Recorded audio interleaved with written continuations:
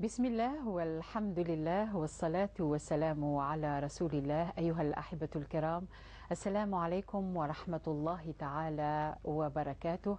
أسعد الله أيامكم وأوقاتكم بكل خير.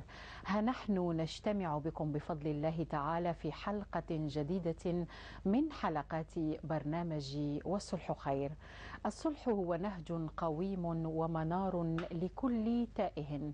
من تاه في وسط المشاكل، الخلافات والنزاعات، ما عليه إلا متابعة برنامج والصلح خير، هذا البرنامج الذي يحاول إصلاح ذات البين مع فضيلة الدكتور السعيد بويزري، الرجل المصلح أطال الله في عمره وفي عمر المصلحين في العالم الإسلامي. الخامسة قناة القرآن الكريم ترحب بكل من يتواصل معنا من خلال هذا البرنامج، ولكم مني تحية الفريق التقني العامل معنا هذا المساء وعلى مدار ساعة و10 دقائق من المباشر. أول ما نستفتح به هذه السهرة هو الترحيب بفضيلة الدكتور السعيد بويزري. فضيلة الدكتور، مرحبا بك في برنامج الصلح خير. مرحبا أختي نجاة، الله يبارك فيك. كيف حالك دكتور؟ الحمد لله رب العالمين. الحمد لله. دكتور، قال تعالى في البداية: إن يريد إصلاحا يوفق الله بينهما، والصلح سيد الأحكام، أليس كذلك دكتور؟ في بداية البرنامج تفضل. لك الفضل. بسم الله والحمد لله والصلاة والسلام على رسول الله. معاشر المشاهدين الكرام، السلام عليكم ورحمة الله وبركاته. مرحبا. بسم الله على نوان دي تدويل تنوان والصلح خير. قلت كلمات مقدمات مهمة جدا في هذه المقدمة اللطيفة. هي عبارة عن كلمات مفتاحية. الكلمة الأولى قلت أن الصلح نهج قويم. نعم. نعطي تعليقات خفيفة، لأنه الكلام الذي يحتوي على معاني ومضامين مهمة يسميه العلماء المتن، والمتن يحتاج إلى شرح. كيف أن الصلح نهج قويم؟ الصلح يحتاج إليه أي إنسان في هذه الحياة، لأن النزاع يحصل، اختلاف المدارك، اختلاف المشارب، العادات، التقاليد والثقافات والأفهام والمصالح. التباين الحاصل في هذه المجالات كلها يأتي في النهاية بنزاع، مهما كانت طبيعة النزاع ومهما كان شكله وصورته. ولكن إذا عملنا بهذا المفهوم، بهذه الحكمة، الصلح نهج قويم، أي نهج موصل إلى الخير، نهج موصل إلى السلام، نهج موصل إلى الصلاح. ثم قلت كلمة ثانية، أن الصلح هو منار في طريق التائهين، منار لكل تائه. صحيح، كثير من الناس أختي نجاة تائهون، نعم، في مشاكلهم. في هذه الأمسية اتصل بأحد الناس يعرض قضيته التي دامت 23 سنة. قال لي: ما وجدت طعما للحياة.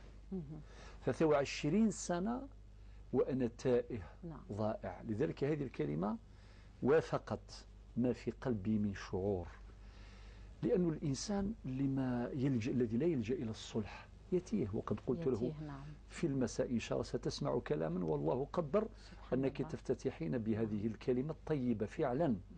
لذلك النبي صلى الله عليه وسلم يقول: والكلمة الطيبة صدقة. صدقة. يكفي أن الكلمة الطيبة تفتح أبواب الخير. نعم. وتغلق أبواب الشر. نعم. وفي الدعاء: اللهم اجعلنا مفاتيح للخير مغاليق للشر. فعلا الصلح منار ومنارة للتائهين. التائه مثل هذا الذي ذكرته الآن، ضائع، تائه، لا يجد لذة الحياة، لا يدري ماذا يفعل، أفعال وردود أفعال، مشكلات، قضايا مطروحة على مستوى المحاكم، هي مجموعة قضية أصلية ثم تفرعت عنها قضية تجارية، ثم فيها الجانب الجنائي، حتى الجانب الجنائي حصل وهو ثمرة للقضية الأصل، قضية تجارية ثم تحولت إلى قضية جنائية. الأصل قائم ونتجت مشكلات من هذه المشكلة الجنائية. للأسف الشديد هذا التيه، هذا الضياع، من أراد أن ينجو من هذا التيه فليرجع إلى هذه المنارة، هذا المعلم. ثم قلت كلمة أخرى مهمة كما قال القرآن الكريم: إن يريد إصلاحا يوفق الله بينهما. أي لا يمكن أن يتحقق الصلح إلا بالإرادة، بإرادة جميع الخصوم. فإذا كان أحد الخصوم أحجم عن الصلح، لا يريد الصلح ولا يقبل بنتائجه، فلا يمكن أن يتحقق الصلح.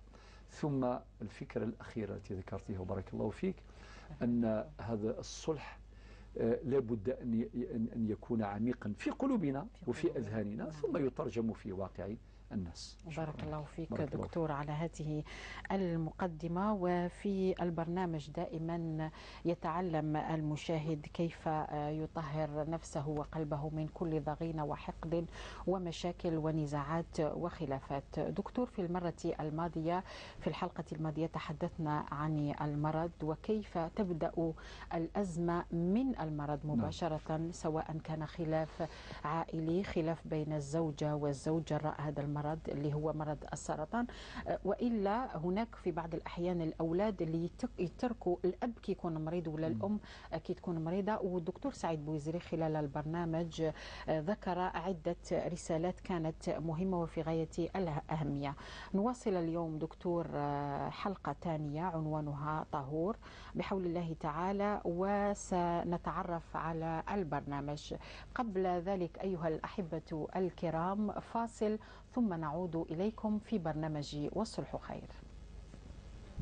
لكل من يريد التواصل مع برنامج والصلح خير، نضع تحت تصرفكم العناوين والأرقام التالية: عبر البريد الإلكتروني صلح@ontv.dz، أو عبر موقع الدكتور سعيد بويزري www.buizri.net. كما يمكنكم الاتصال على الأرقام التالية: 021 37 42 87، 021 37 45 64. إذا يسرنا أن تبقوا معنا من خلال هذا المباشر. قبل ذلك فضيلة الدكتور سعيد بويزري، كاين بشرى في حلقة اليوم.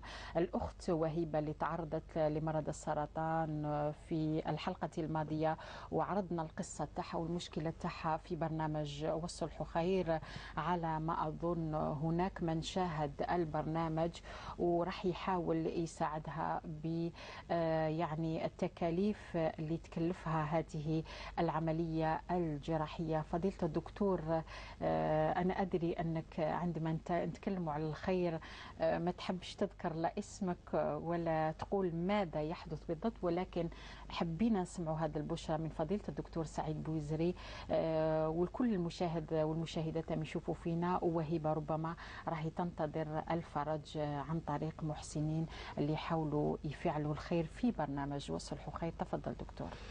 لك الفضل.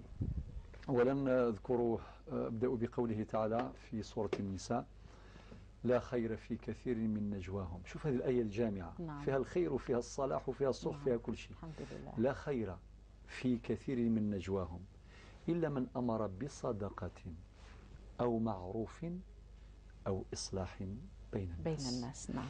الأمر الثاني ما قاله النبي صلى الله عليه وسلم في حديث أخرجه الإمام الحاكم في مستدركه، يقول صلى الله عليه وسلم: أمتي أمة مرحومة. يعني الخير في أمة محمد صلى الله عليه وسلم إلى نهاية الدنيا. رسالة الثالثة ما قاله ابن عطاء السكندري، ويقول: إلهي متى قطعت العطاء لكي نطمع في سواك؟ إلهي متى قطعت العطاء لكي نطمع أو نقطع الرجاء؟ إذن الإنسان يبقى دائما مع الله عز وجل، ورب يسوي الخير موجود في الأمة والحمد لله. فنشكر من قام بهذا الواجب لأنه ينفق، وهناك من ينفق وهو ولسان حاله ومقاله يقول: أشكركم أنكم أعطيتم لي الفرصة للثواب والأجر والحسنات. جزاهم الله خيرا وربي يبارك فيهم إن شاء الله. إن شاء الله دكتور، بارك الله فيهم وبارك الله فيك دكتور في برنامج والصلح خير، ونحن معكم على المباشر نتواصل معكم من خلال عرض القضايا. كنا في الحلقة الماضية شاهدنا قصة وهيبة، وإن شاء الله يأتي الفرج بحول الله تعالى وتكون كل أمورها بخير. في هذه الحلقة أجرينا روبورتاج وتنقلنا إلى مصلحة طب ورم السرطان سنتر بيير ماري كوري CPMC بالعاصمة، وحاولنا إجراء بعض الاستجوابات مع زوجات وفتيات تعرضنا لمرض السرطان. فكانت شهادة لعبلة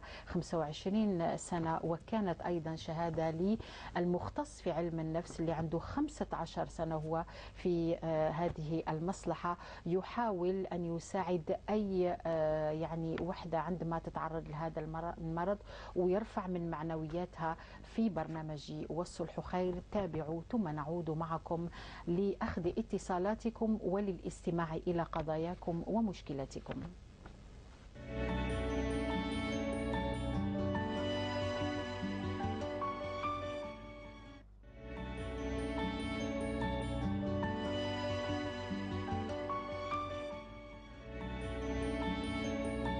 محمد سيفور مختص في علم النفس في مصلحة طب ورم السرطان ينقل لنا الحالة النفسية للزوجات والفتيات اللواتي يتعرضن لهذا المرض. السيد محمد سيفور مختص في علم النفس في مصلحة طب السرطان CPMC، مرحبا بك في برنامج والصلح خير. اليوم كانت الوجهة إلى هذه المصلحة لمعرفة حالة الاكتئاب اللي توصل لها أي زوجة أي امرأة بعد ما تعرف بأنها مريضة بمرض السرطان. نعم، هناك حالات عديدة في هذا الجانب. يعني غالبا ما نجد أنه الزوج يعني أو الوسط حتى الأولاد يعني يتجنبون هذه الأم أو هذه الأخت أو هذه الزوجة التي تعرضت إلى هذا. فنجد أن المرأة تحس بنوع من احتقار لذاتها، ما يؤدي إلى رفض صورتها الجسدية، وحوار داخلي، دائما في حوار داخلي. يعني ما آلت إليه كيف كانت في شبابها وما كانت عليه بعد المرض، يعني ساءت حالتها من الجانب النفسي، الجانب الجسمي، والجانب العلائقي الاجتماعي. كل هذه العوامل تؤدي بالمرأة إلى حوارات داخلية. هذه الحوارات الداخلية ينجم عنها أفكار سلبية إلى درجة أفكار اكتئابية. هذه الأفكار الاكتئابية تؤدي إلى أفكار انتحارية.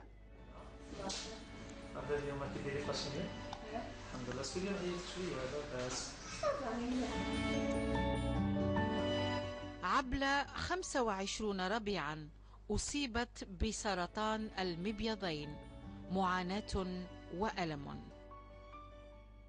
بروميي طون قلت بالك انا درت حوايج ربي حاسبني عليها، وما دابخي كانوا توجور نسمع يقولوا بلي ربي اللي يحبو يبليه كي فهمتني. ومن بعد امنت بلي هاد الحاجه كاين منها محسوب ربي كيحبني لي بلاني باش يشوف اسكو نقدر ولا ما نقدرش، اسكو نحمل المرض ولا ما نحملش، اسكو نكفر، اسكو نتقبل هذا المرض، اسكو. ومن بعد بالعقل ما غير عرفت بلي كاين بزاف ناس عاشوا بهذا المرض ونورمال خلاص جا اكسبتي لا مالادي نورمال. ومن بعد رحت للجامع، صليت، هضرت مع الامام، فهمني وقال لي انتي صغيره وتبراي وكاع فهمت خلاص، فهمت بلي هذه حاجه تاع ربي ما عندي ما ندير. راني حايبه نبرا ويبراو كاع نسى اليوم مرض بهذا، ماشي غير نسى اون جينيرال نسى رجع سختو الدراري عندنا هنا في مصطفى بزاف يسحقوا دعابي. هذا الدكتور نطلب من الدكتور هذا بوزري يدعينا بالشفاء.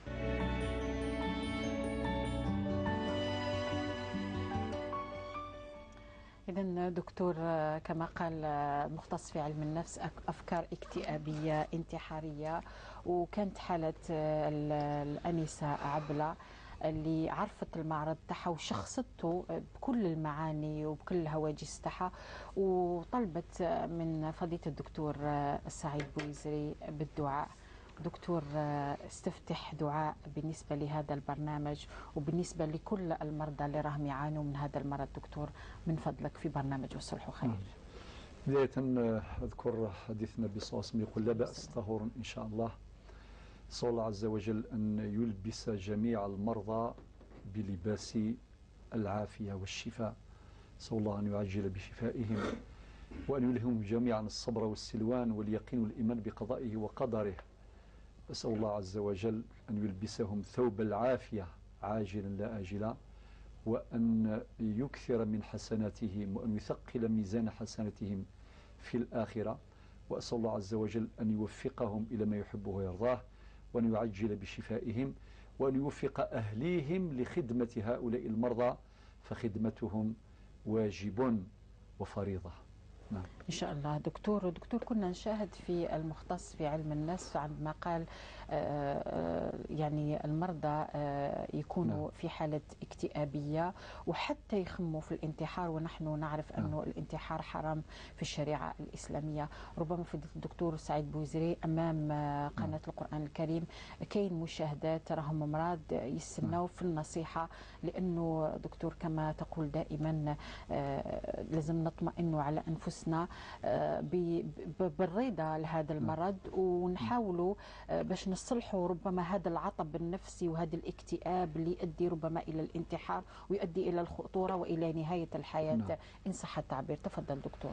لك الفضل. أولا أذكر سادتي الأفاضل ببعض ما ذكرناه في لقائنا السابق، ومما ذكرناه أن الإنسان إذا مرض فإنه يصاب في أعز ما يملك، الصحة. نعم. والصحة كما قال النبي صلى الله عليه وسلم يقول مغبون عليهما كثير من الناس، نعمتان مغبون فيهما كثير من الناس، الصحة والفراغ. نعم. والصحة تاج فوق رؤوس الأصحاء لا يراه إلا المرضى، والمريض يعيش مع الألم، وهذا المريض يحتاج إلى الكلمة الطيبة، يحتاج إلى المعاملة الحسنة، يحتاج إلى الحنان الذي يحيط به.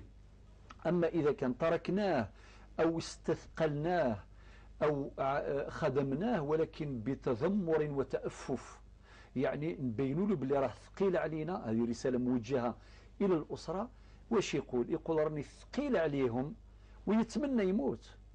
وهذا الشعور، ونؤكد أن شعور المريض بهذا الأمر هو أخطر عليه وأثقل من مرض نفسه، كي يشوف روحه باللي راه ثقيل على العائلة نتاعو. لذلك يعني الأستاذ محمد سيفور جزاه الله خير حينما درنا تشخيص مهم قال لك هذا المريض أو هذه المريضة يكون عندها حالة نفسية تعبانة جدا ممكن تفكر في الانتحار. وطبعا بقدر ما نؤكد على ضرورة الصلح فيما بيننا، ولكن لابد أن نتصالح مع أنفسنا ونتصالح مع الله.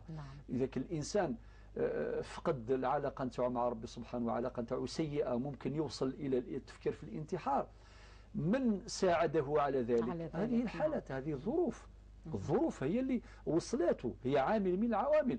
طبعا لا نقول بصحة ذلك، ما نشجعوش أبدا، ولكن كأن نوجه رسالة إلى جميع المحيطين بالمرضى، نقول لهم اتقوا الله في المريض، خدموه، اجتهدوا في خدمته بلا تذمرين وبلا تأفف، عاملوه معاملة حسنة، أشعروه بأنكم تؤدون واجبكم تجاههم. هذه من حقوق المرضى علينا جميعا على معاشر الصحة، سواء داخل الأسرة أو داخل العائلة الكبيرة، القبيلة أو العشيرة، أو داخل المستشفى، بل في كل مكان. ثم هذا التفكير في الانتحار بعيد الشر، لو كان واحد يوصل مجرد التفكير في حد ذاته لا يصح.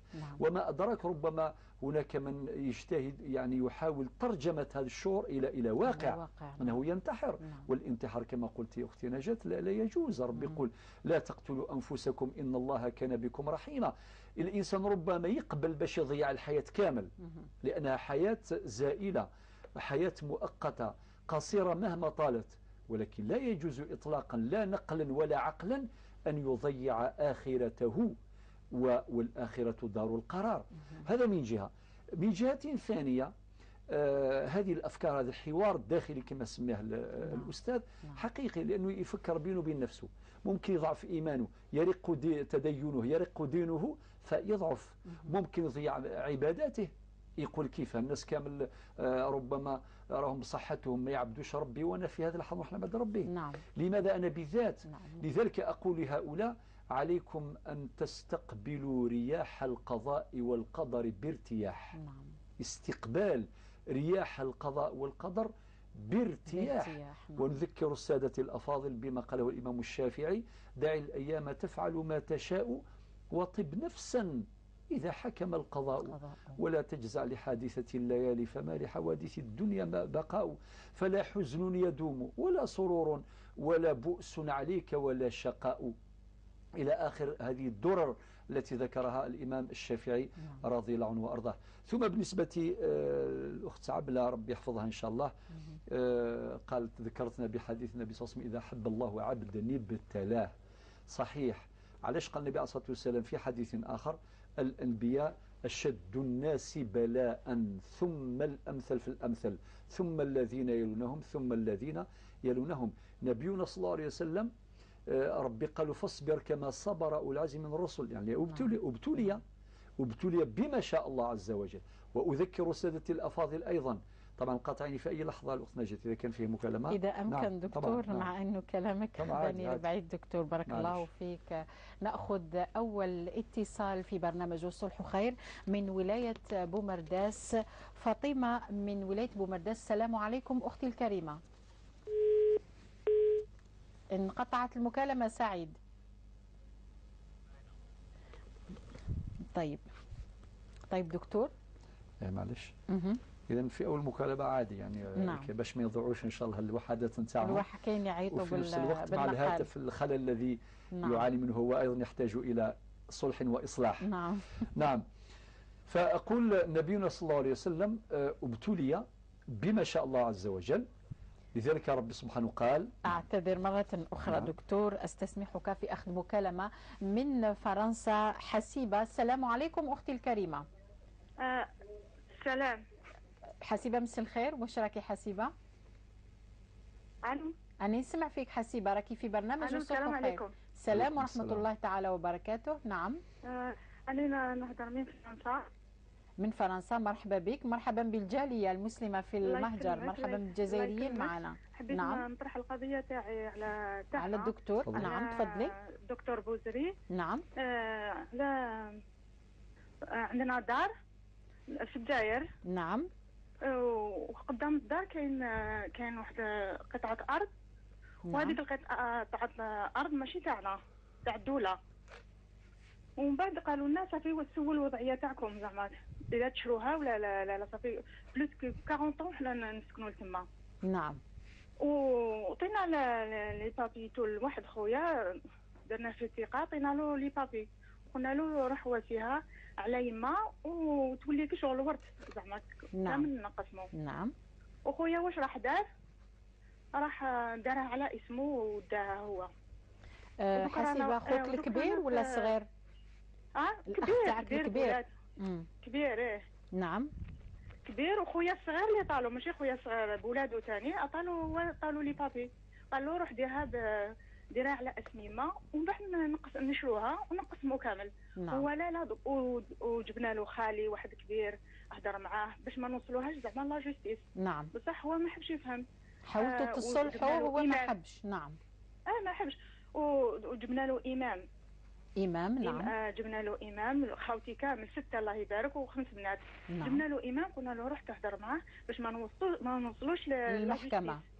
نعم. بصح هو ما حبش يفهم. عنده مرته وبنته هي اللي تبوسي فيه، تقول له دير هكذا ودير هكذا. ويما مرا كبيره في عمرها 90 سنه تعرفي يزعفوها بزاف على هذه القضايا. يمرضوها يعني حتى هي تتعرض للمرض.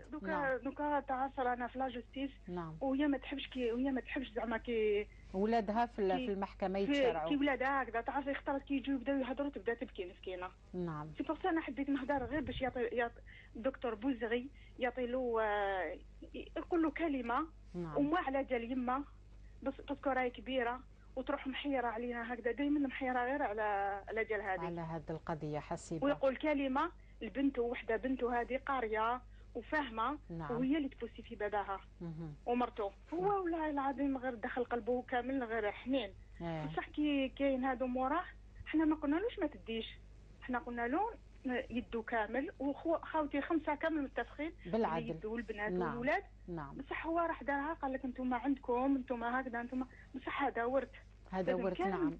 إيه القسمة كامل يدو. الشرعية من المفروض. نعم. صافي نعم. احنا عندنا اكثر من 10 سنين وحنا رانا هكذا. 10 سنوات انتم في هذا الخلاف. في هذا الخلاف، وتعادوا كامل. هذا خويا تعادى كامل مع اللي يحبوا يدوا زعما، وتعادوا كامل. شحال انتم في الدار حسيبة؟ 6 اولاد ست اولاد و5 بنات. 5 ويما بنات. وبابا الله يرحمه، بابا ميت. الله يبارك. الله يبارك. ربي يرحمه. ودائما برحمته يديروا هذه الواسعة. المشاكل هادو قدام يما، خطره كانت في السبيطار مسكينه.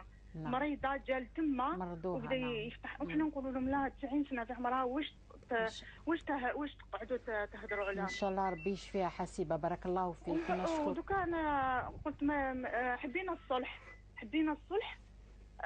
من عند الدكتور بوزري، وكان يعيط له. عندي النيميرو تاع خويا، دوك نخليه لكم في الجزائر. طيب احسن. كنت راح نقول لك حسيبة خلي رقمك ولا رقم خوك بحول الله تعالى، والدكتور راح ياخذ الرقم التليفون بعد نهاية البرنامج. يهضر مع خويا هذا. نعم. ولا حب يدير باسكو على بالك وصلت الضرب، وصلت للقتيله بالموت، بعيد الشر. وصلت بعيد كلش. الشر. بعيد الشر. نعم. ما ان شاء الله ربي يعني القضيه والله العظيم ما كتشوفي هكذاك. نعم. نعم. على دليل انا ترى ان شاء الله يكون استئصال الفتيل هذه الفتنه هذه اللي بيناتكم. نعم. شكرا. تشوف هكذاك تبكي وتقول له روح، تقول له نسمح، تقول له حتى تسمح لخاوتك وتعطي الحق وتسمح. نعم. طبيعة الحال الأم رافدة هذا الهم زيادة. ما عرفناش واش نديروا. ديجا كي راح لا جوستيسيا ما حبتش كي راحوا للعدالة، حلوها هكذا، حلوها. نعم. بيناتنا نحلوها. نعم. بصح هو ما حبش تعدى كان معنا. ان شاء الله الخير يكون في برنامج وصلح خير، ويكون الصلح بيناتكم ان شاء الله يا حسيبة. ان شاء الله. نحوس نعيط له غير باش يدير الصلح بيناتنا. ان شاء الله. ان شاء الله ربي يهديه. ان شاء الله. ان شاء الله ربي يهدي حسيبة من فرنسا. نشكرك. يقنعوا ويقولوا ان شاء الله تدي كيما انت في خاوتك، ماشي زعما كان نحولوا ولا. ان شاء الله. ان شاء الله حسيبة. شكرا لك على اتصالك من فرنسا بالنسبة لهذه القضية. هكذا قلنا في بداية البرنامج، الكثير من المشاكل تؤدي إلى المرض، وفي بعض الأحيان المرض يؤدي إلى المشاكل. يعني حتى هذه تعتبر معادلة صعبة. دكتور قطعتك في نقطة مهمة. تفضل بارك دكتور. الله فيك. نعم. فقط حبيت نقول انه تعليقا على البنت عبلة. نعم. اللي قالت مادام يحبني ربي ابتلاني. صحيح، هو صفوة الخلق ابتلاهم الله عز وجل. نبدأ بآدم، روح سيدنا نوح شيخ الأنبياء. نعم. سيدنا إبراهيم الخليل. ولكن كلهم الأنبياء والرسل، سيدنا موسى، سيدنا عيسى، سيدنا داود، سيدنا محمد عليه الصلاة والسلام جميعا. نعم. ربي جربهم ابتلاهم. ولكن سبحان الله من خصائص الأنبياء أنهم صادقون، والصدق ملازم لهم. سبحان لذلك قال أحد الحكماء يتحدث عن قصة موسى، قال عن قصة إبراهيم، قال صدق إبراهيم الخليل هو الذي حول النار المشتعلة إلى برد وسلام. ثم قرأ قوله تعالى قلنا يا نار كوني بردا وسلاما. واحد يكون مع ربي سبحانه عز وجل كما البنت عبلة الآن راهي مطمئنة، تعيش طمأنينة وسكينة، لأنها آمنت بأن الله هو الذي ابتلاها. هو خيرة الخلق. النبي صلى الله عليه وسلم مع الصحب الكرام ربي قال في حقهم مستهم البأساء والضراء وزلزلوا. يعني حتى الدوز كما نقولوا يعني نتاع الابتلاء ترتقي من درجة إلى درجة. مستهم البأساء والضراء وزلزلوا حتى يقول الرسول والذين آمنوا معه متى نصر الله ألا إن نصر الله قريب. نقول لك إن شاء الله حتى العلاج إن شاء الله والشفاء قريب إن شاء الله تعالى. ربي يشفيك بنتي إن شاء الله. عليك بالرضا والارتياح لرياح القدر. ربي يشفيك ويشفي كل مريض. بارك الله فيك دكتور. قبل أن أخذ اتصال آخر دكتور، هناك يعني مراسلة من السيدة سليمة من المدية، وفيها رفعة من المعنويات. دكتور بعد مشاهدة البرنامج تقول أنها متزوجة منذ 27 سنة، رزقني الله بابن و5 بنات الله يبارك. أصبت بمرض السرطان منذ 3 سنوات ونصف. وتقول كان زوجي ولا يزال حتى الآن سندا لي، يخدمني يعالجني ولا يشعرني بأنني ثقيلة عليه. أدعو له بإخلاص أن يحفظه ويرضى عنه الله سبحانه عز وجل، وأسأل الشفاء العاجل لكل مريض. فضيلة الدكتور سليمة من ولاية المدية، تفضل. ما شاء الله، هذه بشرى خير. سبحان الله، ذكرنا المرة اللي فاتت قوله تعالى ولا تنسوا الفضل بينكم. نعم. متزوجين عندهم عقد الزواج ولا داخل الأسرة الواحدة، الأولاد مع الوالدين والأجداد والأحفاد، الجميع هذه أسرة تربطهم هذه الأواصر وهذه العلاقات اللي عندها قيمة عند ربي سبحانه عز وجل. فلا يجوز إذا كان واحد صحيح بصحته وعنده أموال يحترم ويبجل ويكبر به، أما إذا يكون مسكين مرض والله غالب ثم يترك ويبتعد عنه، لا يصح. لذلك هذا نموذج صحي، هذا مظهر الصحة في المجتمع. الأخت سليمة تقول بعد 27 سنة من الزواج، الآن 3 سنوات ونصف مرض مع السرطان. قلنا المرة اللي فاتت ونؤكد اليوم أن مرض السرطان في حد ذاته الاسم هذا مخيف. نعم. مخيف كي نقولوا فلان مات مرض بالسرطان، سبحان الله. تقول الله يعافينا منه. الله يعافينا وربي يشفي جميع المرضى. لذلك المفروض الناس اللي عارفوا هذا المريض يخدموه يفرحوا له، كما دار هذا الزوج الأخت سليمة. هي تقول كان سندا لي.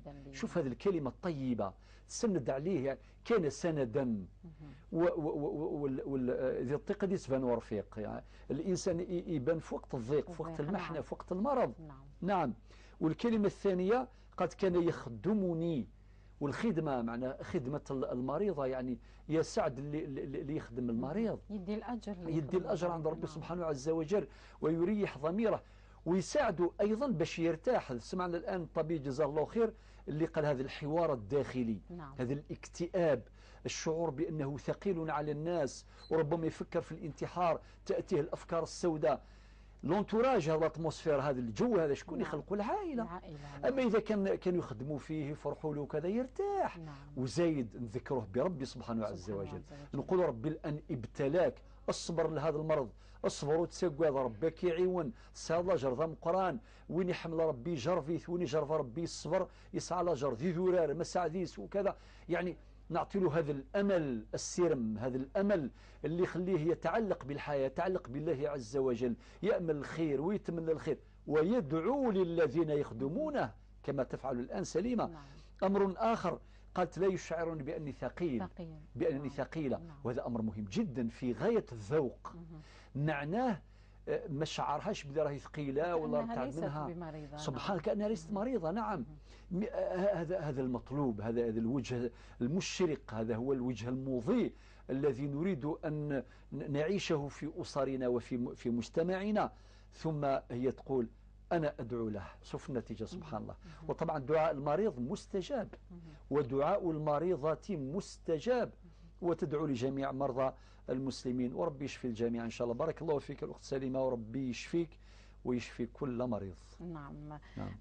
قبل أن نمر إلى انشغال سيدة فطومة أيضا من قسنطينة، يعني شفتها كي نجزت الروبورتاج، نذكر المشاهد الكريم سعيد بالرقم، وهو رقم 1 للاتصال بنا وتشاهدونه في أسفل الشاشة لنتواصل معكم وتتواصلون معنا من خلال عرض القضايا في برنامج والصلح خير. دكتور السيدة فطومة 60 سنة من قسنطينة، التقيتها في مصلحة طب ورم السرطان، وهي تقوم بالعلاج الكيميائي إلى شيميوثيرابي.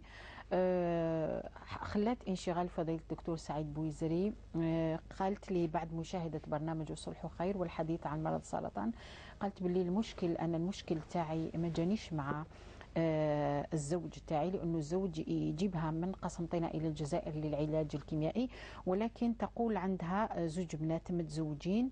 في الأول كانوا يديروا عليها كما تقول هي الدالة، خاصة بعد هذا العلاج.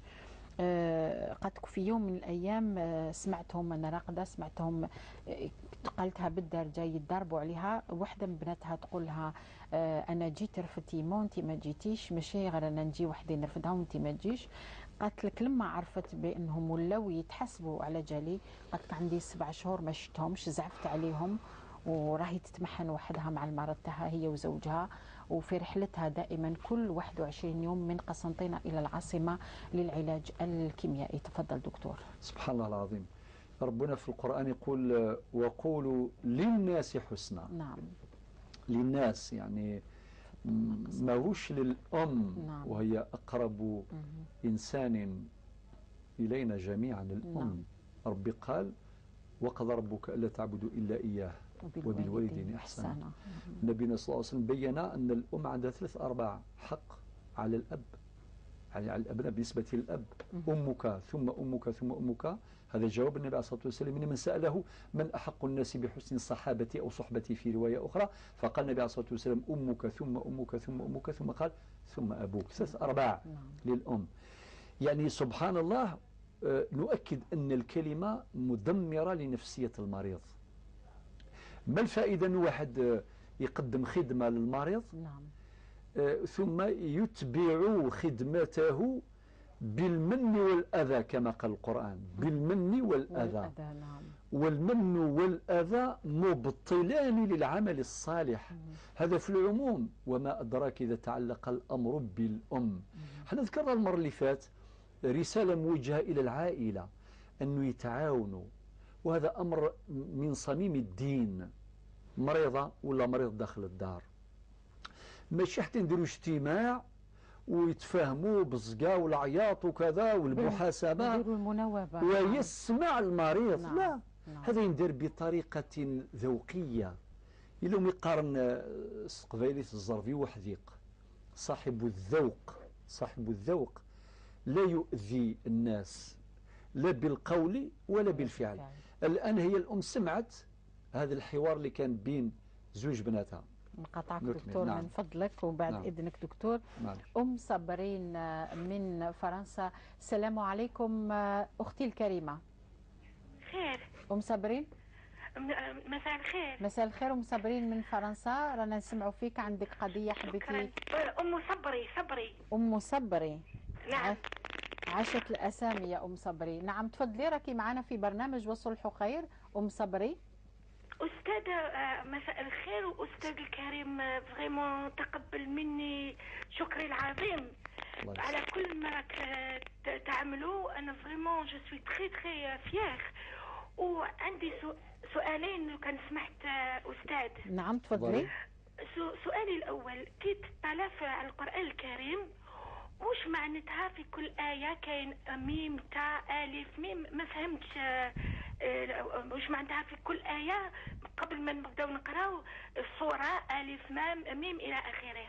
وسؤالي الثاني، كاين في آية آية سورة النساء آل عمران إلى آخره، كاين كيكون بعد كنروحوا للجنة مثلا بعد الموت كل إنسان دار خير إلى آخره. بالنسبة للرجال يقول لك كاين حريات الجنة إلى آخره. ولكن سؤالي، اسمح لي على كل حال أستاذ، وش كاين بالنسبة للنساء لو كانوا يديروا خير ويروحوا للجنة؟ اسمح لي لو كان سؤالي شوية مزعج، احتراماتي. لا. سؤالي الثالث أستاذ، كي يكون الأطفال أولادي يعني يجوزوا الامتحانات في فرنسا في البكالوريا يطيح في شهر رمضان، هل يسمح لي أنايا باش نفتي لهم ما يصوموش ويعاودوا يرجعوه ولا لا؟ نعم. بارك الله فيك. وشكرا جزيلا. الله يبارك. بارك الله فيك أم صبري من فرنسا على ال3 أسئلة اللي طرحتيهم، وراح تسمعي فضيلة الدكتور سعيد بويزري في برنامج والصلح خير. دكتور، نعود إلى فطومة من قسنطينة والمناوبة اللي دايرينها عليها بنتها بالنسبة لهذا المرض. نعم. فهذه فطومة 60 سنة في عمرها. 60 سنة. نعم. وتسمع زوج بناتها مختلفات وكل واحدة تقول أنا جيت رفدت يما وكذا. وانت ما جيتي. هذا عين المن وهذا عين الأذى. والنتيجة غضبت عليهم منذ 7 شهور ما شفتهمش وكذا، وراهي صابرة وعايشة وحدها. نقول واش ربحوا هذه البنات يعني؟ المفروض يتنافسوا من تخدمها أكثر، وهذا هو المطلوب. كل وحدة تقول أختي معليش أنا نخدمها أكثر منك، أنا نسهر على يما، ويا سعد اللي يقدش على مواليه، ويا سعد اللي يرفد يماه ولا باباه، خاصة في ظروف المرض. في ظروف المرض. لذلك نقول لا حول ولا قوة إلا بالله. النبي عليه الصلاة والسلام يقول لا يؤمن أحدكم حتى يحب لأخيه ما يحب لنفسه. هذا في العموم بينة كإخوة في الله عز وجل وكأخوات في الله عز وجل. وما أدرك إذا تعلق الأمر بالوالدين أو بأحدهما. علاش ما يتصوروش هذا البنات يقول له كان أنا مريضة، ألم تكن هذه البنت في يوم من الأيام كانت صغيرة وتتربى في حجرها وترضعها وتسهر عليها وكذا، والآن ربي وصلها راهي كبيرة وشفتي ما 60 سنة راهي مريضة. لا حول ولا قوة إلا بالله. لذلك نؤكد سادتي الأفاضل، يا سعد اللي يفرح المريض سواء في المنزل ولا في المستشفى.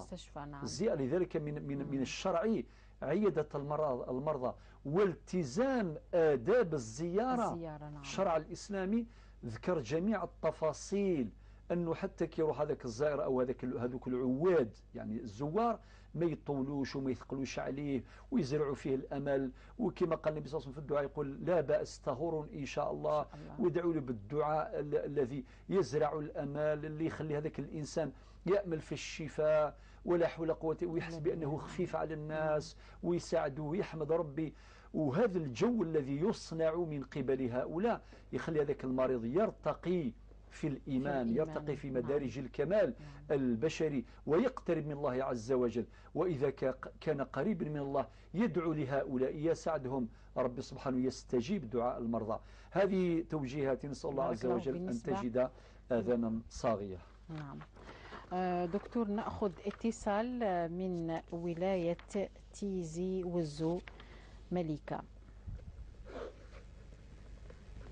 مليكة من تيزي وزو، السلام عليكم أختي الكريمة في برنامج والصلح خير.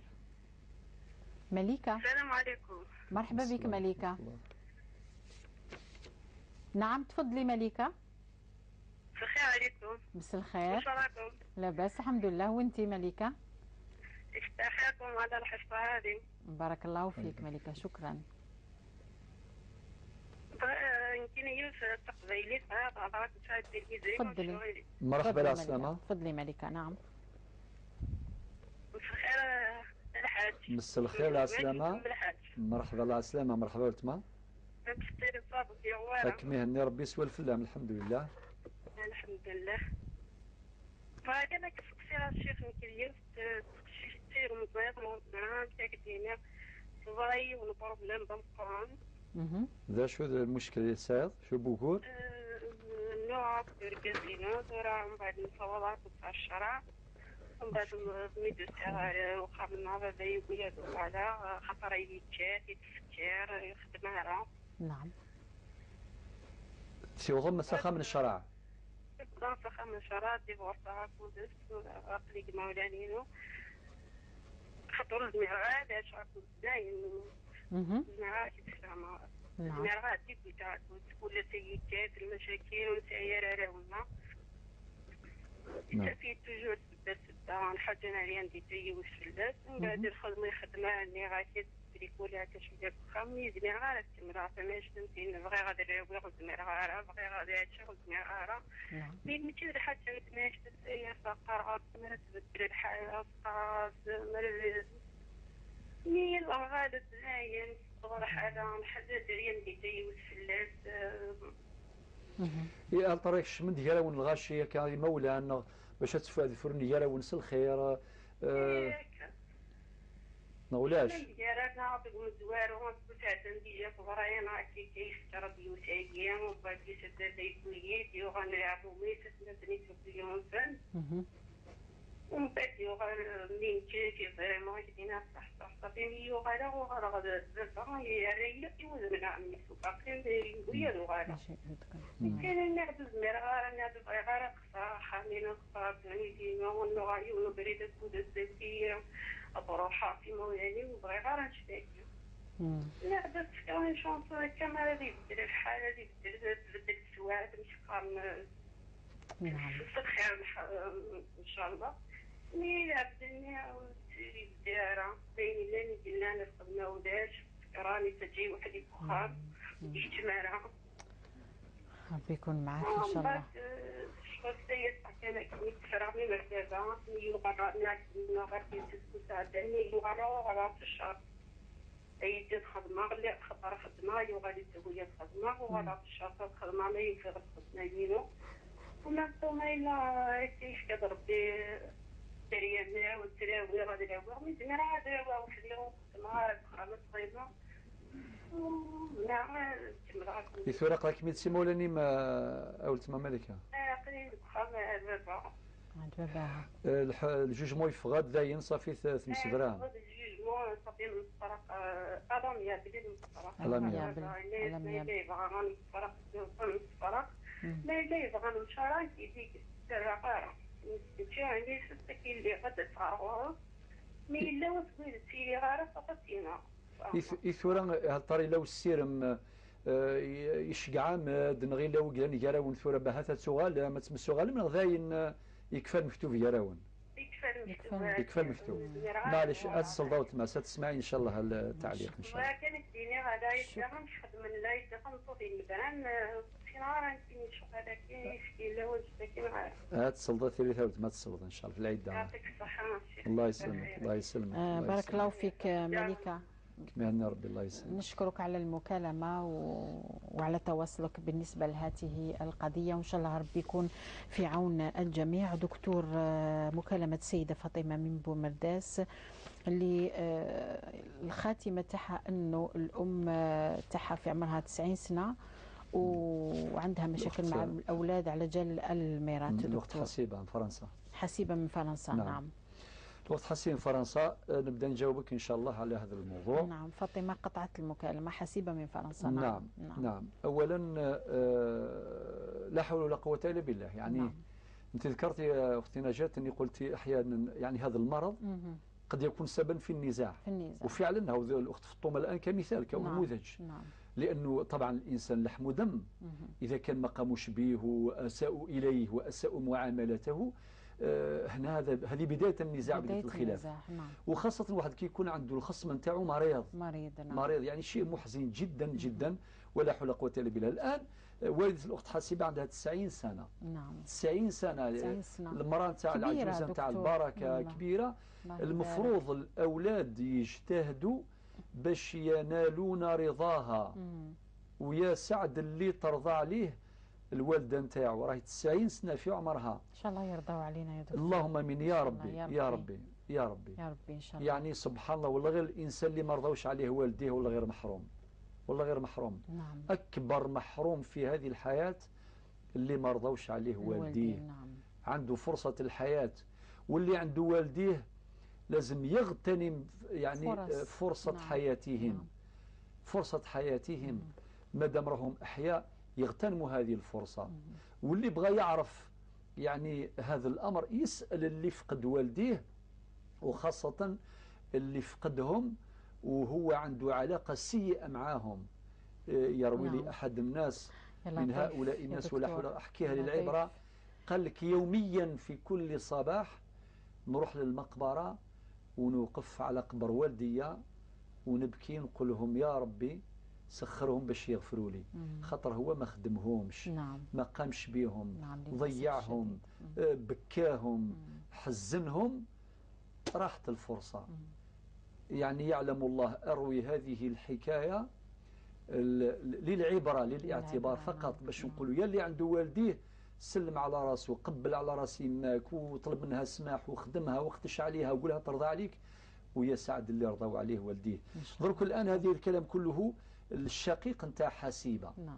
على جال التراب أنا نقول الدنيا كلها في كفة ويماك رضا يماك في كفة نعم. لا قيمة للدنيا أمام رضا الوالدة. نعم سبحان الله. الدنيا كلها ماشي قطعة أرضية ولا الفيلات والسكنات والأموال، والله غير الدنيا بأكملها في كفة لا قيمة لهذه الدنيا أمام رضا الوالدة. نعم. وانت يعني طمع على جل قطعة أرض وتروح تغضب بيماك وتحزنها وراهي مريضة وراهي كبيرة نعم. في العمر، ووصلتوا للمحكمة والضرب والخلاف والكلام اللي مش مليح والعداوة، وهي الآن بدل أن تشوف ولادها 6 أبناء و5 بنات الله يبارك الدار عامرة. نعم. باش تشوفهم يعني خاوة متحابين متراضيين وكذا على جل تراب.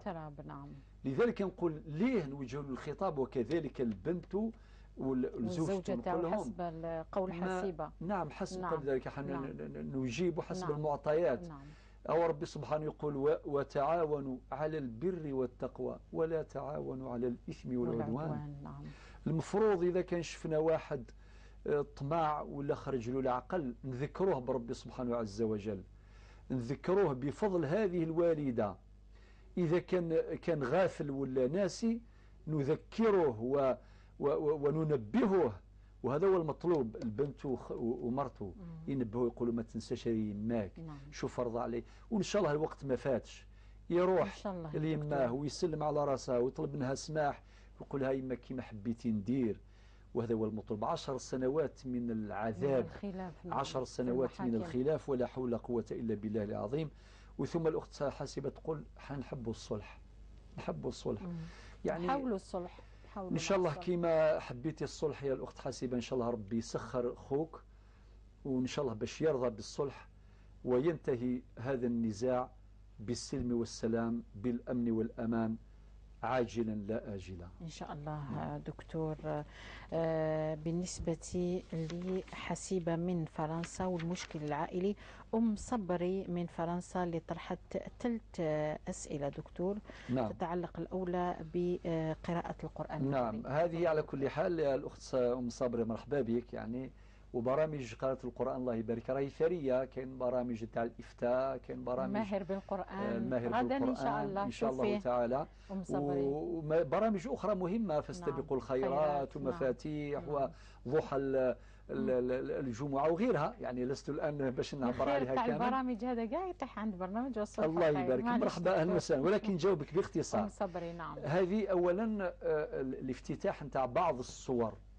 كاين اللي افتتح ما يسمى بالحروف المقطعة، هكذا تسمى الأخت حسيبة. نعم. الأخت صبري اسمها الحروف المقطعة.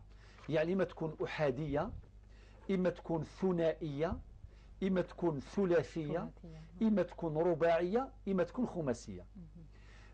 نعطي بسرعة. مثلا الأحادية كي يقول ربي سبحانه عز وجل في القرآن في سورة قاف هكذا تبدأ بحرف واحد. والقلم بعدين نون ونون والقلم وهم يسطرون قاف والقرآن المجيد. هذه الحروف الثنائية الفرادية أو الأحادية. كاين الثنائية كقوله عز وجل ياسين، هذه في سورة ياسين. ياسين طه، هذه يعني ثنائية. وكاين ثلاثية كما قلت ألف لام ميم في سورة البقرة. نعم. ألف لام ميم ذلك الكتاب لا ريب فيه إلى آخره. حتى نوصل مثلا الخماسية في سورة مريم. سورة مريم هكذا تبدأ كاف ها يا عين صاد، يعني هذه خماسية. المهم هذه تسمى الحروف المقطعة. واش المعاني تاعها؟ المعنى الأول أن القرآن الكريم يتكون من هذه الحروف. نعم. من هذه الحروف العربية. والقرآن العربي كما قال القرآن بلسان عربي مبين.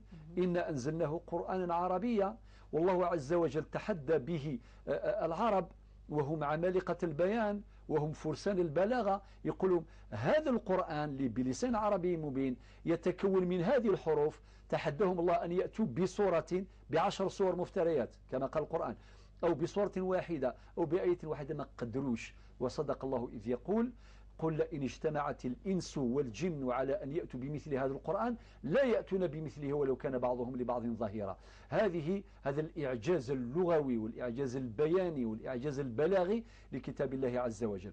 وهناك معنى ثاني أن هذه الحروف من أسرار الله عز وجل لا يعلمها إلا هو. المهم هذه بعض المعاني تاع هذه الحروف. والقضايا الأخرى اللي قلت يعني تكفي قول الله سبحانه وتعالى أنه ربي سبحانه في الجنة يعطي أهل الجنة ما يشاءون. وذكرك بأواخر سورة الزمر. نعم. ربي قال وربي جعلني من أهل الجنة إن شاء الله. وسيق الذين كفروا إلى جهنم زمرا. حكى على الكفار ربي بعدنا عليهم ويبعدنا على الكفر. هذون يعني نهاية مأساوية. وسيق الذين كفروا إلى جهنم زمرا حتى إذا جاءوها وفتحت أبوابها وقال لهم خزنتها ألم يأتكم رسل منكم يتلون عليكم آيات ربكم وينذرونكم لقاء يومكم هذا قالوا بلى ولكن حقت كلمة العذاب على الكافرين قيل ادخلوا أبواب جهنم خالدين فيها فبئس مثوى المتكبرين. هذو مصير الكفار. علاش قرتها قصدا باش أهل الجنة في يوم القيامة يشوفوا المصير نتاع أهل الكفر. هذه روح الكفر. وكلهم يحمدوا ربي سبحانه عز وجل أنه ما همش من أهل جهنم. يأتي البيان البديع المبشر لأهل التقوى. رب يقول وسيق الذين اتقوا ربهم إلى الجنة زمرا حتى إذا جاءوها وفتحت أبوابها. هنا الواو اسمه واو الحال معنى يجدون الأبواب مفتوحة ولا يطرقوا لها باش تفتح. وفتحت أبوابها وقال لهم خزنتها شوف الترحاب سلام عليكم طبتم فادخلوها خالدين. وبعدين كي يسمعوا كلمة خالدين كما نطق القرآن وقالوا الحمد لله الذي صدقنا وعده. بيت القصيدة راه في هذه الآية. معناه اللي يخدموا في الدنيا ويحولوا حياتهم إلى مزرعة يجنيوا إن شاء الله الثمار في الآخرة. الدنيا مزرعة للآخرة. الدنيث تبحيرث الآخرث أي نزرعوا مثلا في الدنيث الثغلث ذي الآخرث. الحمد لله الذي صدقنا وعده وأورثنا الأرض نتبوأ من الجنة حيث نشاء فنعم أجر العاملين. بالنسبة للامتحانات والأولاد وكذا إلى آخره. طيب يا أختي واش نقول لك؟ أولا لا يجوز انتهاك حرمة رمضان إلا لصاحب عذر. يعني المعذور طبعا لا معنى له رخصة عنده ينفافور. العذر واحد ما يجيش الصباح برك يروح ياكل ويروح الامتحان لا. يعني يدير نية الصيام. فإذا كان لا يستطيع أن يؤدي الامتحان وكان في حالة إرهاق كبرى وربما كان عطشان ولا جائع جدا ولا يعني إذا بلغ به الأمر هذا المبلغ هنا يجوز له ولا يعتبر منتهكا لحرمة رمضان. أما أنه يبيت النية من البداية فهذا أمر لا يصح. وقد يأتي البيان إن شاء الله في لقاءات هل سألوا. نعم إن شاء الله. دكتور ملكة من تيزي وزو دكتور. نعم مشكلتها كما نهرب دائما من مواضيع ولكن دائما موضوع مشاكل الأسرة دائما دائما هي اللي راهي في دائما تتكرر في الواجهة دائما. سبحان الله. أولا كلما يذكر كلمة السكر تذكر كلمة السكر وين كاين الخمر لا حول ولا قوة إلا بالله. شعر وجهك دكتور كي كانت تقول لا إله إلا محمد رسول الله. لماذا النبي عليه الصلاة والسلام سمى الخمر أم الخبائث. أم الخبائث نعم. وآلاف القضايا أسبابها الخمر أم الخبائث أو المخدرات كما ذكرنا في لقاءاتنا السابقة. درك يا أختي مالكة واش نقول لك؟ بين متأثرة دكتور طبعا مالكة. ونهايتها دارت أسرة باش تنتهي بهذه النهاية توصل الطلاق. ما كانش إنسان يدير أسرة امرأة ولا رجل وبعدين تنتهي هذه الأسرة بهذا الخراب. العش يروح للأسف. هو طبعا يسكر وكي يسكر طبعا يضربها لأتفه الأسباب كما تقول. ثم لا تطيق العيش معه ثم أنه لا يعمل ويزيد البطالة. وفي الأخير وصلت إلى وطبعا رجعت ولكن بشرط أنها تعمل ولم يعمل بوفق هذا الشرط وفي النهاية انتهى الأمر بالطلاق ولا حول ولا قوة إلا بالله. أولا نوجه رسائل باللغتين. نبدأ باللغة العربية فأقول أولا نقول للوالدين اللي يمدوا بناتهم لمثل هؤلاء نقول لهم اتقوا الله. تقدر تشرب الماء. بارك الله فيك. الله يشربك إن شاء الله من حوض النبي صلى الله عليه وسلم. إن شاء الله دكتور.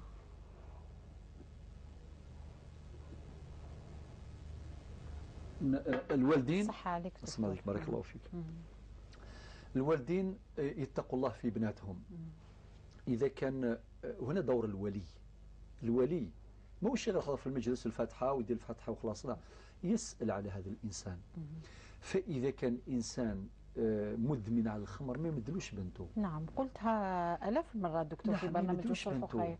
نعم، وقلت باللي ما تقولش بعد الزواج يحبس هذا الزوج ولا هذا الخطيب من هذا الخمر. غير صحيح. نعم، ولا حول ولا قوة إلا بالله. وقلت مرة ما تجازفوش ببناتكم. مجازفة بارك نعم. الله فيك، هذه مجازفة مغامرة بالبنات، لا. الله يا دكتور معذرة. نعم. فريدة من تيزوزو نعم. تتصل، نعم. راهي تنتظر فينا. شكرا دكتور. فريدة من تيزوزو مرحبا بك. حتى دكتور سعيد بويزري ما يحبش كي يقعدوا يستنوا وينتظروا اللي يتصلوا بنا. مرحبا بك فريدة من تيزوزو. نعم فريدة. السلام عليكم. السلام ورحمة الله تعالى وبركاته. تفضلي. الو. نعم فريدة. معليش نهضر بالقبيليه. معليش. نعم مرحبا فريدة. مرحبا. اختصري برك باش نجاوبوا السيدة اللي قبلك ونزيدوا نجاوبوك انت وينتهي البرنامج. تفضلي. مرحبا.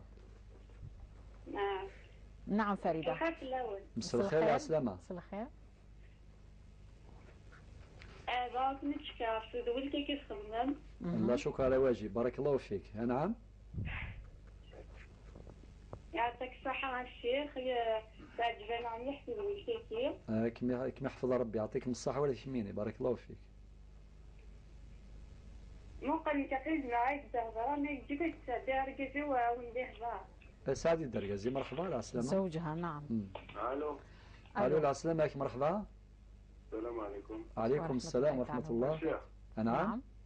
اصفر ربي يا عمري. امين اجمعين. اذا ركز لايك شيني. أكي حرز ربي ولا شنو تخص دارك يا عز ربي، بارك الله فيك. شحال تزمور تم قران. الله الدعاء هذا مليح، قال لك تزمرت الزمور صحة تاع شجرة الزيتون. ان شاء الله. ولينا جميعا ان شاء الله. ان شاء الله. يا ربي الجمع تغير. يا ربي يا رب. اللهم امين. الدنيا نشوز. نعم. شيني اذا ركز لا يا لو تفهمي تدخل من تجور داود تفهمي. الله اكبر الله اكبر.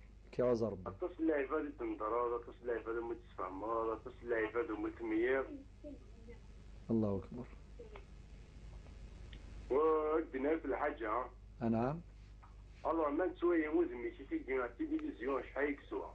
الله أكبر. نعم. فرح مليح. الله أكبر. صفرح ربي إن شاء الله. هكا. هكا حرز ربي. نعم. ولا شي كيف ربي تزمر الزمور ثما كشيني ما تمطوثي كما تسوى شولتيك مرة وكن يفكر ربي السر اللي يسر إن شاء الله. الشيخ. نعم. يعني ايش نضيفي في الحاجة الدعوة الخير ذي نقله. الدعاء الخير إن شاء الله بإذن الله. بإذن الله. صحيح الشيخ. هكا حرز ربي، بارك الله فيك. بارك الله فيكم. نعم. الله يسلمك. نعم سلام. دكتور. إذا ملكة من تيزي وزو. نعم الأخت ملكة من تيزي وزو. حبست في الخمر نعم موضوع الخمر نعم. للأسف الآن انتهى الأمر بالطلاق. هذه أعطينا هذا التوجيه للوالدين. نعم. وطبعا هو انتهى بالطلاق الأميابل يعني عشان مين غاولت ما ثم زواروث تفضي ربي إن شاء الله ربي ما يخليكش إن شاء الله. إن شاء الله ربي يرزقك بزوج صالح إن شاء الله تعيشي معاه حياة سعيدة في هذه الدنيا تمهيدا للسعادة الأبدية في الآخرة. إن شاء الله. إن شاء الله الشيء اللي صار لك ما يروحش السودان إن شاء الله ربي يعوض لك إن شاء الله. إن شاء الله. ونتسى ربي يهديه هو ثاني ربي يهديه ما نتمناو غير الخير لكل الناس يهديها ربي يستفيد من الخير إن شاء الله وكما يفكر ربي الخير وانت خير. لازم غادينا غير تمام هذا يعني العدة عادي بعد صدور الحكم بالطلاق وحكم الطلاق طلاق القاضي الإصدار من المحكمة يعتبر طلاق بائن من الصغرى. يعني عندك العدة نتاعك كما قال ربي في القرآن والمطلقات يتربصن بأنفسهن 3 قروء. هذا مكان في هذه المدة لا يجوز لك الزواج بأي شخص آخر ولكن بعد فوات هذه المدة خلاص يجوز لك الزواج بشخص آخر. والعدة دائما نؤكد ليس سجنا للمرأة ليست سجن للمرأة بمعنى ماشي كما يدير بعض الناس المرأة كي تعتد الصابونة نتاعها وحدها والسربية نتاعها وحدها وتعزل لا تعيش حياتها عادي. نعم. عادي تبات في هذا مكان عادي فقط الأحكام. نعم لا يجوز لها الزواج فقط في مدة العدة هذا مكان بشخص آخر كما قلت ما العدة ينم عتسعد لك خم بافان وعادي 3 شهور تقريبا 3 شهور تكفوا لها دايما ان شاء الله اكيد يدير رزق ربي ان شاء الله سور كازي صلح ان شاء الله وتخدم ضل عايش ان شاء الله ونخربها لك 30 مره وكم فرحه ربي ان شاء الله دا يزمر غادي نيض دكتورة فريدة من نعم. تيزي ودوز ثم زوجها سعيد. كم بقي من الوقت حتى نعم 6 دقائق دكتور لفريدة ولرسائل هذه الحلقة. نعم. طيب أولا بدأ الأخت فريدة وزوجها. نعم. يعني كما راكم تشجعون على هذا البرنامج وتشجعوا برامج قناة القرآن الكريم الخامسة. نقول لكم ربي يحفظكم وربي يجازيكم خير. نحن نؤدي الواجب فقط. نسأل الله عز وجل أن يوفقنا لأدائه أحسن أداء وأن نكون عند حسن ظنكم جميعا. ثانيا ربي يشهد على ما أقول، نجتهد في خدمة الناس بقدر المستطاع إذ لا يكلف الله نفسا إلا وسعها، وخدمة الناس وخدمة المجتمع واجب وشرف. الأمر الثاني. الأمر الثالث، نحاول أن نجسد حديث النبي صلى الله عليه وسلم حينما سئل عن أحب الناس إلى الله قال أحب الناس إلى الله أنفعهم للناس، وأحب الأعمال إلى الله سرور تدخله على مسلم. ثم أن الله عز وجل كلما ذكر الإيمان إلا وربطه بالإيمان بالعمل الصالح الذين آمنوا وعملوا الصالحات. أجمع أولتما فريدة دغار جازيس كنا حرز ربي ظل بمدعة الخير إن شاء الله كوني يفكر ربي الخير وانت خير إن شاء الله كوني يفكر ربي ما كان ثاني الله الشين يعطيك الصحة دعوت الخير جمغارا وكوني يفكر ربي تزمر ثنت زمورث وكوني يفكر ربي إن شاء الله السر ذي سر وكوني يفكر ربي ثلاثا السر إن شاء الله هكوني يفكر ربي الخير وانت خير أين تفغى ميقضى أين ثقاذ ميقضى وكوني صار ربي صرق دنيا الآخرة. هذا الدعاء لكم ولجميع المشاهدين والمشاهدات الحاضرين والغايبين جميعا إن شاء الله. رسائل الصلح. رسائل الصلح دكتور. الرسالة الأولى: لا أحد منا يكون في مأمن عن المرض. كلنا معرضون للمرض. والصحة قد تذهب في ثانية واحدة. الإنسان يمشي بصحته ويسقط ويتكسر ويطيح ويمرض ويديه للمستشفى ولا حول ولا قوة إلا بالله. علاش نقول هذا الكلام؟ رسالة لنا جميعا باش يلي عنده الصحة لا يغتر بصحته. هذا رقم واحد. الرسالة الثانية: يلي عندهم صحة حمدوا ربي على الصحة وكونوا خداما للمرضى. يعني خدموا ربي أعطى لكم الصحة. إن الله يحب أن يرى أثر نعمته على عبده. ربي قال في القرآن: وأما بنعمة ربك فحدث. انت أعطى لك ربي الصحة انفقها في سبيل الله. قال ربي: وأنفقوا مما جعلكم مستخلفين فيه. ما هوش فقط المال، هذا ينفق من ماله، هذا ينفق من رأيه، هذا ينفق من علمه، هذا ينفق من صحته. أعطى لك ربي الصحة سخرها في خدمة المرضى، في خدمة الناس، في خدمة المعطوبين المعوقين والمحتاجين وهكذا. الرسالة الثالثة: حاولوا أن تفتكوا يعني كما يقولوا هذا الفتيل نتاع النزاع الذي يبدأ من المرض. لأنه النزاع الذي يكون سببه المرض يصعب علاجه. خاطر هذا الإنسان المريض نهار اللي يبرأ ممكن تطلب منه الصلح يقول لك ما نقبلش الصلح. نعم. نهار اللي كنت مريض ما لقيتكش بجنبي. نعم. يا أخي قارن ذي الطيق دي تسبان ورفيق. يطيق دي تسبان ورفيق. هذه رسالة أخرى. الرسالة الرابعة بدأتها الأخت نجاة بقوله تعالى: إن يريد إصلاحا يوفق الله بينهما. يا ناس مهما كانت النزاعات لا تأخذكم لا العزة بالإثم ولا الشعور بالمروءة المزيفة أو بالرجولة المزيفة اللي يقول أنا لن أقبل الصلح، أنا عندي كلمة، أنا عندي رجل، أنا عندي النيف، أنا ما نقبلش الصلح. لا أبدا. لا بد أن نصنع هذه الإرادة التي تيسر على رجال الصلح تحقيق الصلح. لذلك ربي قال: إن يريد إصلاحا يوفق الله بينهما. الرسالة الخامسة ذكرت الأخت نجاة في مقدمة اللقاء قالت باللي الصلح سيد الأحكام. هذا كلام ممتاز جدا. سيد الأحكام معنى إذا كان رفعت دعوة قضائية على مستوى المحاكم واحد رابح والآخر خاسر، ولكن إذا قبلت الصلح كلاكما منتصر، كلاكما رابح. ماشي واحد رابح والآخر خاسر، لا، لأنه الخاسر يتمنى أن يربح مرة أخرى وتكون أنت الخاسر، ولكن إذا قبلت الصلح راكم رابحين في اثنين. الصلح ربح للجميع ونصر للجميع. أوها ربي ما تقبل من الخير تقبلم ثالويث أكون يفكر ربي ثالويث تقبلم الصلح أتربحم أكن مثلا أما ذي الدنيث أما ذي الآخر جاون ثالويث أرثي مليليث. بارك الله فيك دكتور. من خلال هذه الرسائل التي تعتبر شفاء للجميع بحول الله تعالى في هذه الحلقة وصلنا إلى نهاية هذا البرنامج. أستودعكم الله الذي لا تضيع ودائعه، والسلام عليكم ورحمة الله تعالى وبركاته.